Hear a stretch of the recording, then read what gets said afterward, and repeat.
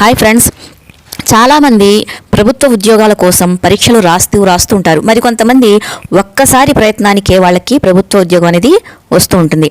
అసలు ప్రభుత్వ ఉద్యోగ యోగం ఉందా లేదా అన్నది తెలుసుకోవాలి. ఎలా అంటే మన జన్మ జాతకాన్ని పరిశీలన చేయించుకోవాలి.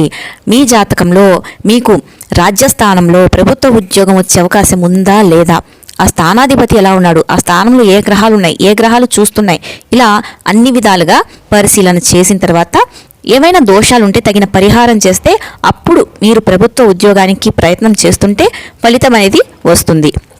ఇంకా మీకు జన్మజాతకం గురించి, మీ జాతకాల గురించి, పరిశీలన గురించి నన్ను అడగండి, నేను చెప్తాను. కొంతమంది జాతక చక్రం చూసి వాళ్ళకి దోషాలు ఉన్నాయని భయపడుతూ ఉంటారు.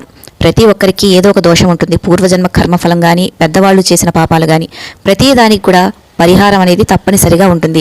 అది మనం భక్తి శ్రద్ధలతో ఆ పరిహారం పాటించి చేస్తే మంచి ఫలితం